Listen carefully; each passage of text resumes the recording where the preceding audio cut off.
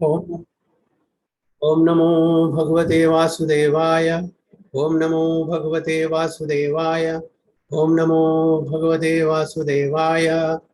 Om Ajnanatimrandasya Jnananjanashalakaya Chakshuranmilidam Yena Tasmai Shri Guruve Namaha Shri Chaitanya Manovishtam Stapidam Yena Bhutale Swayam Rupa Kadamahyam Dadanti Supadantikam Mandeham Shri Gurum Sridhapadakamalam Shri Gurum Vaishnavamsya Shri Rupam Sagrajatam Sagana Rugnatham Vidam Tam Sajivam Sadvaidam Sabadudam Parjana Saidam Krishna Chaitanya Devam Shri Radha Krishna Padan Sagana Lalita Shiv Shakamitam Scha He Krishna Karuna Sindhu Dinabandho Jagatpade Gopesha Gopika Kanda Radha Kanda Namostude Tapta Kanjana Gaurangi Radhe Vrindavaneshwari Vishabano Sude Devi Pranamami Hri Priye Vancha Kalpatarubhya Kripa Sindhu Bevacha Patidanam Pavanebhyo Vaishnavebhyo Namo Namaha Nama Om Vishnupadaya Krishna Prishtaya Bhutale Srimade Bhaktivedanta Swami Namine Namaste Saraswati Deve Gauravani Prajarine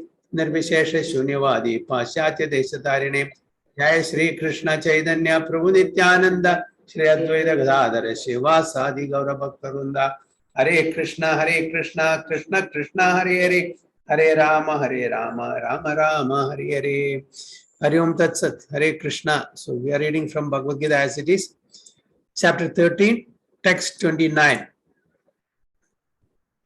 Samam pasyan hi sarvatra samavastidam ishwaram nahi nasti atmanatmanam tato yati param gadim. Who is that, Subbu? Can you recite? Hare Krishna Prabhuji, pranam. Pranam. Samam pashyam hi sarvatra samavachritam ishwaram nahinstasya atmanatmanam tato yati param gatim. Hare Krishna. Mayuri Mataji, translation please. One who sees the super soul equally present everywhere in every living being does not degrade himself by his mind. Thus he approaches the transcendental destination. Very good. One who sees the super soul present everywhere in every living being does not degrade himself by his mind. Thus he approaches the transcendental destination. Okay, so Krishna is telling one who sees the super soul equally present everywhere. Okay. But when we see others, we are seeing the physical body, the gross body. Do we see the person within, the self within, or the Atma within? No. Generally, only advanced devotees can see that. Okay. Those who are on the platform of Uttama Adhikari or even Madhyama Adhikari, they can see. But on the stage of Kanishta, it's very difficult. So Kanishta Adhikari, Madhyama Adhikari, Uttama Adhikari, we'll think that Kanishta is not a very good. But unfortunately, we are all beginners. We are all on the level, on that platform. But even in these three Adhikaris, okay, Kanishta, Madhyama, and Uttama, there are gradations. Have you heard of that? Have you heard of any such gradations, even in Kanishta, Madhyama, and Uttama? Sachi Mataji, in your Bhakti Shastri class? Sorry, Prabhu, I don't remember. Okay, so even within the Kanishta and Madhyama and Uttama, there are gradations. Kanishta, okay, Madhyama Kanishta, Uttama Kanishta. Ado Shraddha, Tata Sadhu Sangha, Bhajana Kriya, Anartha Nivritti, Bhajana Kriya, Anartha Nivritti, Ruchi, Nishta Ruchi, Asakti, Bhava, and Prema. So this three each, it is divided. For example, a Kanishta, he is just on the Shraddha platform. Okay, Kanishta is on the Shraddha platform. Ado Shraddha is just started having some faith that God is there. Okay, and Madhyama Kanishta is in the next. Okay, Sadhu Sangha. Then Uttama Kanishta will be the next. Okay, what is that? Bhajana Kriya. Similarly, Now, Madhyama, that is Kanishta, Madhyama, Madhyama, Madhyama, Uttama, Madhyama. And then third, Uttama, that is Kanishta, Uttama, Madhyama, Uttama, and Uttama, Uttama. So like that, even that, there is also gradations. So when we say Kanishta, doesn't mean that all Kanishta Adhikaris are on the same level. There are different levels even in the same Kanishta or Madhyama or Uttama. So who can see that super soul equally present everywhere? Only advanced devotees, okay, on a higher platform. When we see, although we know theoretically that Lord is situated in the heart of every living entity, what to speak of living entity, even in each and every atom, we know theoretically, but have we realized that? No, knowing this information is one thing, implementing is another thing, realizing another thing. Okay, so when we know that this that Lord is there, at least the mind is purified, and when we implement the instruction given by the Supreme Lord, the intelligence is purified. Okay, and when we realize it, then the consciousness is purified. So there are different level of devotees. So one, we should not see all are on the equal level. Okay, even in the office, according to the different grades, we respect the people, right? Okay, different grades in our office also. Materially speaking, there are different grades. Some are officers, some are managers, some are general managers, some are department heads, some are directors, like that. So different grades are there. We respect them according to their standard, isn't it? Is it not? Similarly, the advanced devotees are also on different level. So it is said that I was listening to somebody, I don't remember who was it, some lecture, that we should try to associate, 25% of our association should be with advanced devotees. 50% of our association should be with our equals. And 25% of our association should be lower, the juniors. That is how we should associate. So wherever possible, we should try to associate with the advanced devotees. That is at minimum 25%. 50 equal and 25 to the below, because we have to learn a lot from the advanced devotees. That's why we have to associate with them. And we should be freely mingling with our own level of people so that we can easily give and take, share, without much formalities. And 25 people below us, we should be able to give what we have learned. So this is how we should be associating different types of people. So the living entity, by accepting this, its material existence has become situated differently than in its spiritual existence. But if one understands that the Supreme is situated in his Paramatma manifestation everywhere, that is, if one can see the presence of the Supreme Personality of Godhead in every living thing, he does not degrade himself by destructive mentality. And he therefore gradually advances to the spiritual world. The mind is generally addicted to sense gratifying processes, but when the mind turns to the super soul, one becomes advanced in spiritual understanding. Okay, so it's said that we have to treat others also just like how we treat ourselves, isn't it? Because why? Because the same divinity is there in other living beings also. So how we can harm others? Isn't it? Yes. So directly or indirectly, we're all siblings. We're all related. We're all the children of the same supreme source, supreme absolute truth. Okay, we may be in different forms, shapes, but we're all the children of the same supreme source, supreme absolute truth. Unfortunately, we all are having different bodies. Some are in human bodies, some are in demigods bodies, some are in aquatics, trees and plants, reptiles and animals, like that, different bodies. But what is the self? The spirit soul is the same for all, whether the living entity is animal or aquatics or trees and plants or birds or reptiles or human beings or even demigods for that matter. The spirit soul within that living entity is the same. So this is the thing that we have to understand, that he is situated in the heart of each and every living entity. As what? Separate expansion. So mamai vamso jiva loke jiva bhuta sanatana. Okay. Mamai vamso jiva loke jiva bhuta sanatana. Eternal. We are all eternal living beings. And how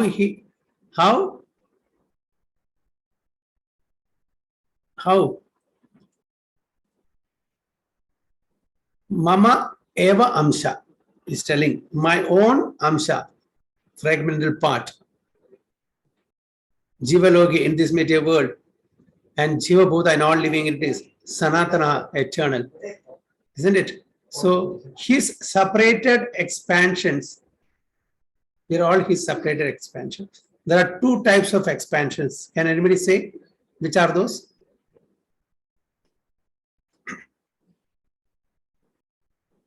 There are the two types of expansions.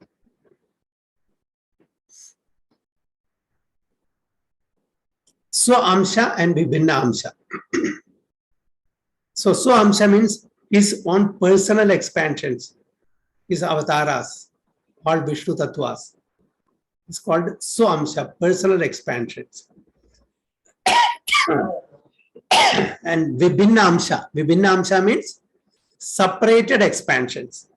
So all the living entities comes under the category of separated expansions. So that's what he's telling in Bhagavad Gita, that mamai vamso jiva loke jiva bhuta sanatana. So we're all his amsha only. So whether we are in the human form or whether we are in the animal form or in any other form for that matter, we are all his amsha only. So we are all siblings. We are his children. So how is it possible to harm the siblings? It's not possible. We are not supposed to harm others. So that's what here, Krishna is telling, that one who sees the super soul present everywhere in every living being does not degrade himself. He will not degrade, and that leads his spiritual advancement. That leads him to go to the spiritual abode, the original abode. That is the transcendental destination. So one who sees only the flesh, the bone, flesh, all these things in a person, okay, he is made up of that. He is not in knowledge. He is not in knowledge. A person who sees beyond that gross body, who sees the spirit soul, he is in real knowledge. Isn't it? So any comments or any questions?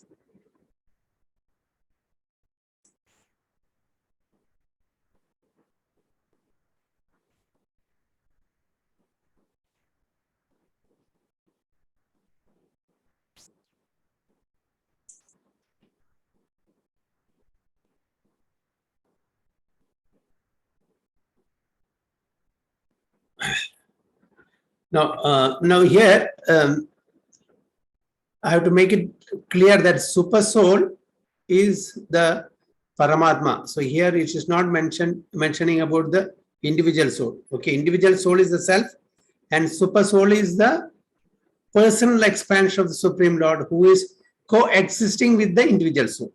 Okay, so one should not mistake that individual soul and super soul are the same. Self is individual soul, super soul is the partial expansion of the supreme absolute truth. So that we have to see that the super soul is there in each and every living entity as Paramatma. But the individual soul is local, that is individual. That individual soul is not expanding in each and every body. Only the super soul, presence in each and everybody. This is what we have to understand. Okay, is it clear?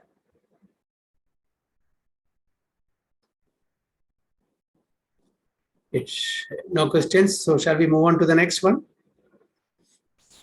Okay.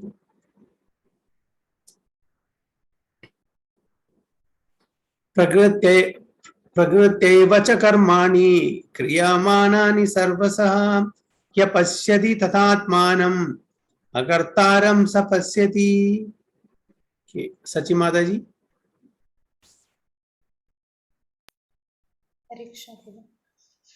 प्रकृत्यैव च कर्माणि क्रियमाणानि सर्वशः य पश्यति तदात्मानम् अकर्तारं स पश्यति. Very bold. Translation, Prince Prabhu.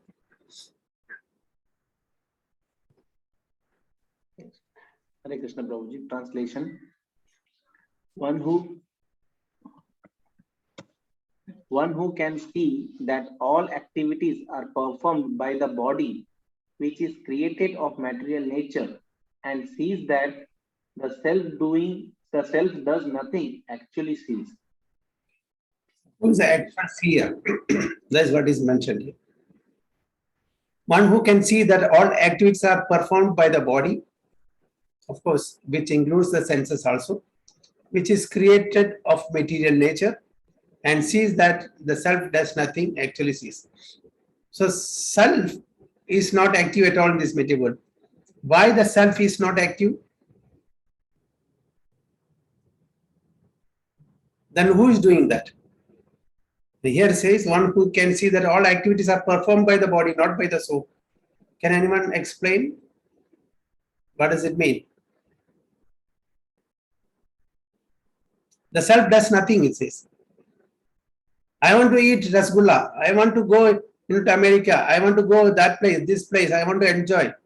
And who is deciding all these things? And here it is said that, self does nothing.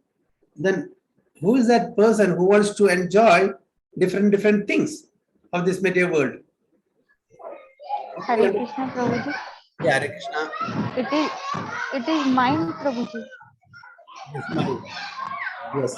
Mind. Mind. What about others? Vandana Mataji said mind. Is it right?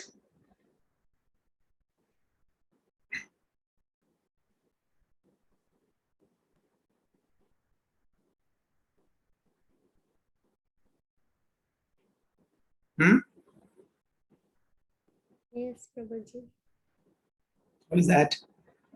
Tarini. Okay, Tarini Mataji. Okay. Agree? Everyone agrees? So what is the role of the self? Self here means the Atma. Yes. Once we realize that all the activities are performed by the body and not by the Atma, then we can actually see clearly.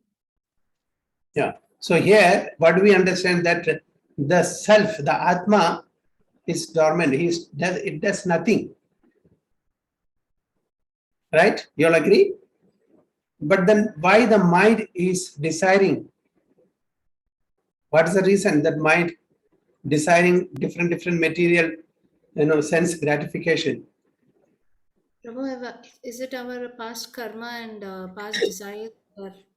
Yes, as you rightly said, because of the impressions that we carry from time immemorial, from so many lifetimes, misidentification of the Atma with the body. Okay. Now, as I told you earlier, when I see a person, what do I see? I don't see the individual soul nor the spirit soul, the supreme soul. I see their head, legs, hands and the whole body in totality. That is a person for me. Isn't it? When I ask that person, what's your name? I am Ramesh. Okay. What do you belong to? I belong to America or India or Pakistan, wherever it is. What do you do? I am doctor, I am engineer, I am this and that. These are all upadhis external designations given to the body. Is it the designation of the soul? No. So from time immemorial, we have been identifying ourselves as body, the self. Okay, the self wanted to enjoy separately from Krishna, so we are given a material body suitable to our desire, and because of which we in the sense the Atma identifying himself as this particular body, but in fact it doesn't do anything. So all these desires are fulfilled through the medium of the mind. The mind is the storehouse that keeps all the impressions of the past lives. So these impressions from one body to another, it carry forward. Just like the air is carrying the fragrance of the flower from one place to another place. Okay, the subtle body is carrying this Atma to another body, gross body. So in the subtle body, that is mind, intelligence, false ego, the impressions of all the past lives are there. When conducive atmosphere arises, our particular desire to enjoy surfaces. Okay? Now, for example, in my previous life, just suppose that I was a drunkard. I was a drunkard, and this life I have not tasted anything. I have not. But when I come across a toddy shop, a liquor shop, or a person who is drinking, there's an inclination to go to that shop because the impression in the mind is there from the previous listening. Okay, I feel like going there and I feel like associating with such people. Even without my own knowledge, the mind takes me there. Okay, then I start familiarizing with such people, associating with such people, then I'll start drinking. This is how it is happening. So my impression from the past life is carried to the next life. So I continue unless and until I take a strong decision that this is bad. I'm not supposed to have liquor and it is not good for my health, nor for my mind, intelligence and consciousness. I should not do that. Okay. So by destiny, we may get some conducive atmosphere to indulge in some activities because of the past desires and karma. But the choice is there, whether I should indulge or not. So for that, we should have some sugriti to associate with some good people who will instruct us, who will guide us, who will inspire us to advance spiritually, to take to the right path, so that we don't commit the same activities and start a new karmic cycle. Okay. We have to stop the old karmic cycle in this human form of life. In other forms of life, it is not possible. So whatever desires that we have and whatever we are destined to get, we'll get it. But then we should not start a new karmic cycle. So that is the reason, when we get the human body, it is said in Vedanta Sutra, okay, what is that? Athato Brahma Jitnyasa. What does it mean? Let me now inquire about the supreme absolute truth. Only in the human body it is possible to inquire. The animals cannot inquire. The animal cannot ask, why am I suffering? Why am I in this body? Why, others are enjoying, why I am not enjoying? They don't ask. There's a set path. So only in human body it is possible to inquire. So we have been given the intelligence to inquire who we are, why I am suffering this material world, why some are not suffering, why some are very beautiful, why some are very ugly, why some are undergoing lot of miseries, why some are not undergoing miseries, why some are very, very opulent, why some are very poverty stricken. Why I am here in this first place? What am I supposed to do? How can I come out of these problems and miseries? How can I always be happy? So all these questions can be asked only by human being. That's why it is said that Athato Brahma Jityasa. Now let me inquire about the Supreme Absolute Truth. Because in other forms it is not possible. You know, the animals cannot ask, the aquatics cannot ask, the birds and reptiles cannot ask. So only in the human form it is possible. Okay. So who can actually see is the one who can see that all activities are performed by the body. So the body includes the senses and sense objects, everything. Okay, the gross, which is created of material nature. So the material nature is given as the body. The Lord has empowered the material nature for Maya Devi to give us a body. Okay. Of course, the person who is responsible to give us a body is Lord Brahma. So Lord Brahma is given his body through the medium of material nature. He sees that the self does nothing. So actually, the Atma is not at all involved in these activities. So the only mistake the Atma does now in this material world, that is misidentifying self with the body. That is a mistake. So as Mataji rightly said, Tarani Mataji and Vandana Mataji, you know, actually who is the culprit? The mind is the culprit. So the mind is experience everything through the, you know, senses, through the body. The self is not at all affected by this. It's only a misconception. The Atma says the Atma is suffering. Atma will not. Why Atma will not suffer? What is the reason?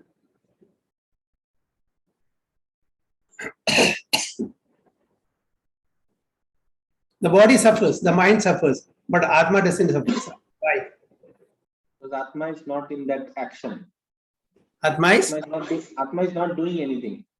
okay. Atma is not doing anything. Okay, that's also a good answer. But what is the exact answer? Correct answer? Part and parcel of Bhagwan Prabhuji. It's a Sachidanand. Yes, that is it. Atma, the characteristics of Atma is Sachidananda. Eternal, okay, full of knowledge and full of bliss. Full of bliss means how can there be miseries? It cannot suffer, right? When I'm saying Sachi Mataji is full of bliss, at the same time I'm telling she is suffering. Isn't it contradictory? The characteristics of the Atma is Satchidananda. So it is always in Ananda. So how it can suffer? It cannot suffer. So only the body suffers. But again, because we are conditioned and because we have a misconception that we are the body, I mean the Atma is thinking that I am this body. I am Ramesh, I am Indian, I am Hindu, I am doctor, I am this, I am that, I am fair, I am wealthy. Like that, this misconception is there because we are conditioned. But actually everything is experienced by the mind through this different media. Is it clear? Okay, let's read the purport. This body is made by material nature under the direction of the super soul. Okay, so we have to understand this.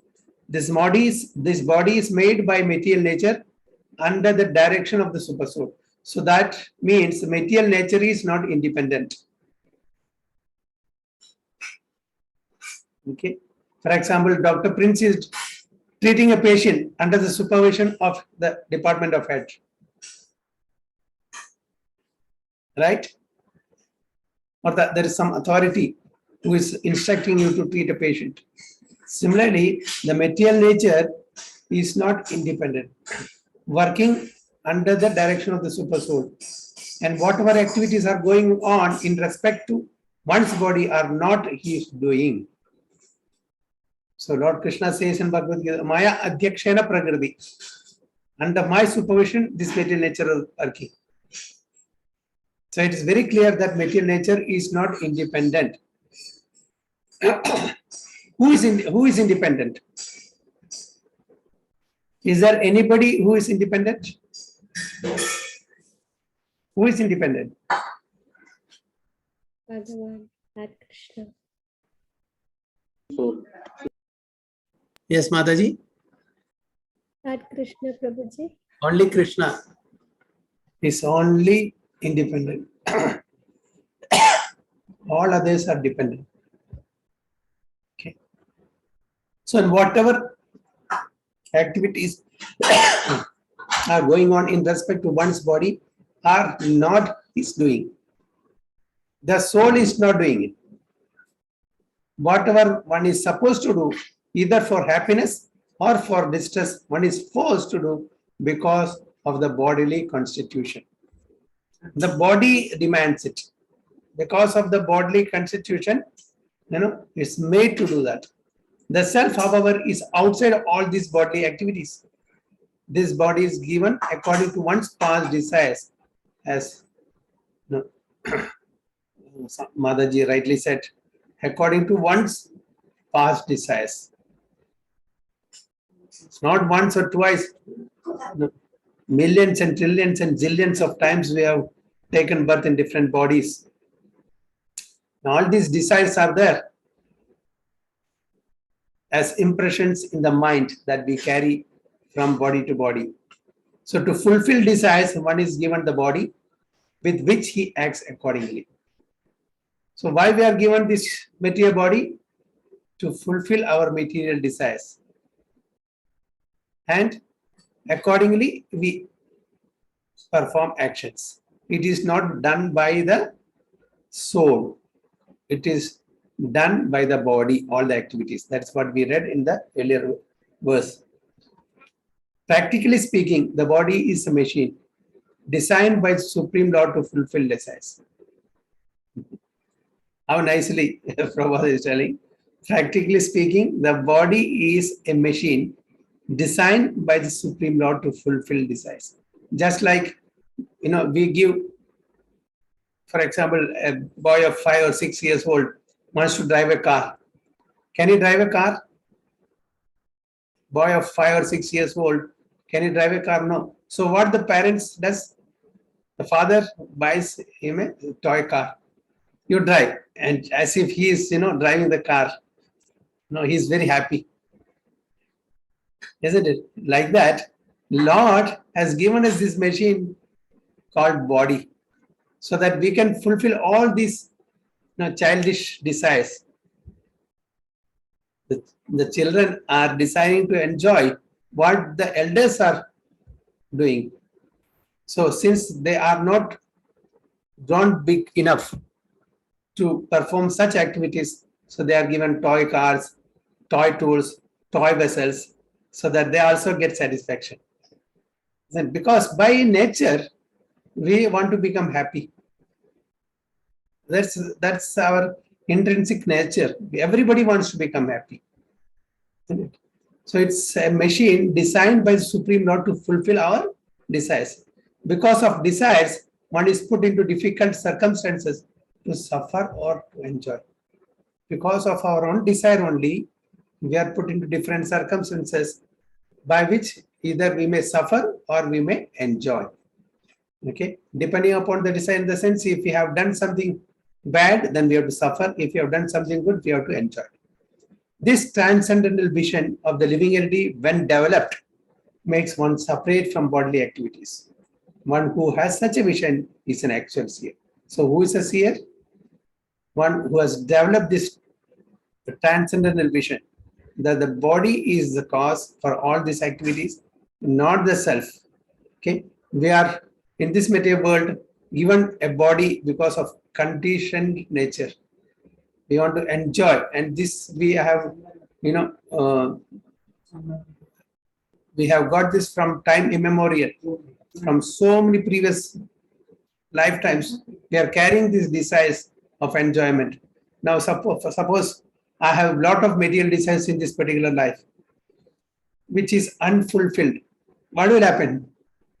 Now, I want to become a millionaire. I will try to work very hard to become a millionaire.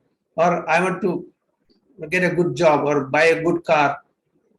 So many material desires. If it gets unfulfilled, what will happen? In this particular life, it will be carried forward to the next life, isn't it? Then from where we have stopped, I will start trying again. Okay, I will endeavor more and more. So in one lifetime, that will get fructified. It will get fulfilled. So till such time that we don't fulfill, we have to keep taking birth again and again, again and again. No? Once it is fulfilled, that's it. But it's not one desire or two desire. It's an unlimited desires. So unlimited births we'll have to take. And when are we going to get that fulfilled? We don't know, because we have to get a credit also. It's not that next life I will fulfill all my desires. It may take 10 lives or 20 lives or 100 lives, or we don't know. For to get fulfilled, we should deserve it also. No? To reach that deserving stage, we may have to take many births. So that's why it is said that akama sarva kamova moksha kama udaridi tivrena bhakti yogena yacheta purusham. Whether we have no kama, no material desires, sarva kama, all the material desires, moksha kama, kama for liberation, desire for liberation. What we should do? Tivrena bhakti yogena. It's full force. We should do bhakti. Unto whom? Yajeta Purusham Param. Who is the Param Purusha? Not Krishna. Why? When we worship him, he will guide us. What is good, what is wrong, and what we deserve and what we don't deserve. What we deserve, he will give. What we don't deserve, even if he asks, he will not give. We may ask, I may ask for 1 million dirhams or dollars. I don't deserve it. So will he give?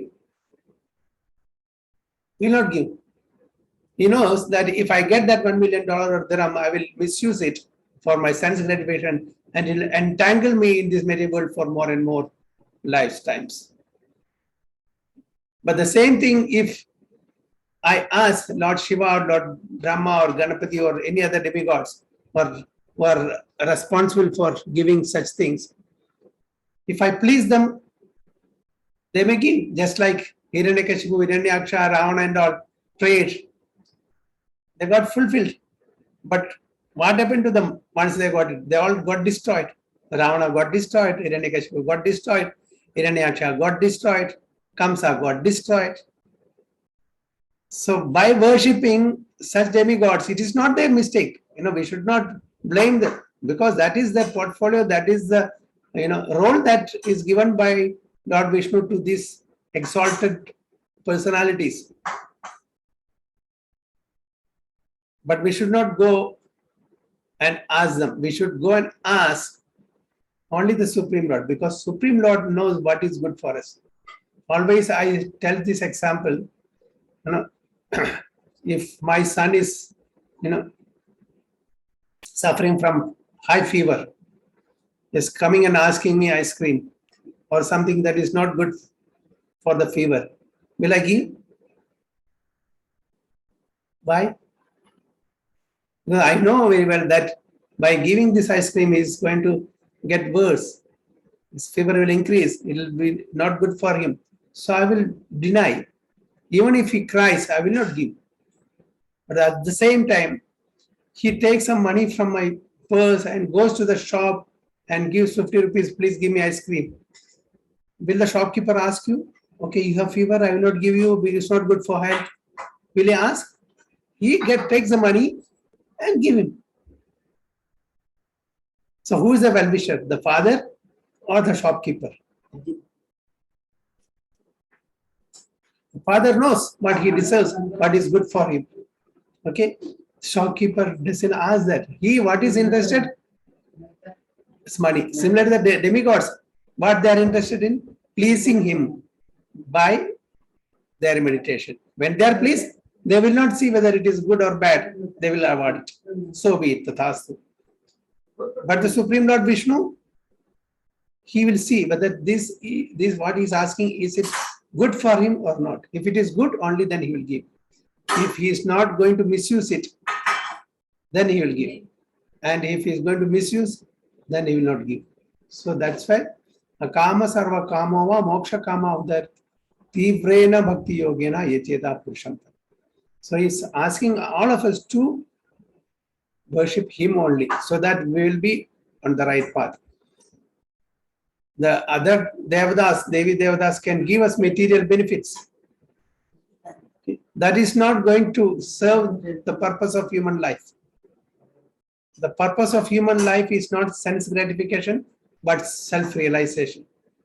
Isn't it? We all have got this human life for self-realization, not for sense gratification. Because sense gratification we have done, millions and millions of lifetimes in other forms of lives. We were animals, we were aquatics, we were bees, and we are birds, reptiles, trees and plants. We were all enjoying in that bodies.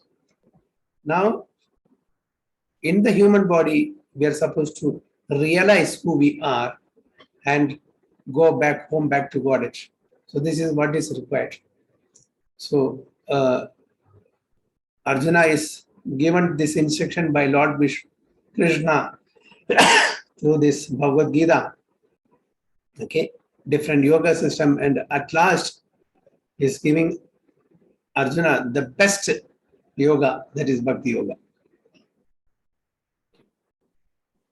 Hare Krishna. So we'll stop here.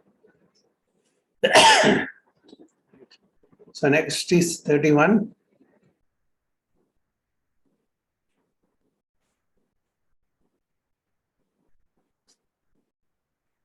Mancha kalpatarubhesya kripa sindhubheva pratidhanam pavnebhyo vaishnavebhyo namaha. So I'll stop here now. For 5-10 minutes, we can ask questions or some comments, or somebody wants to share.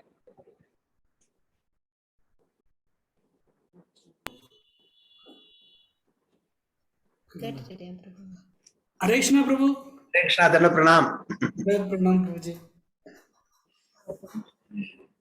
How are you? You just came? Prabhu.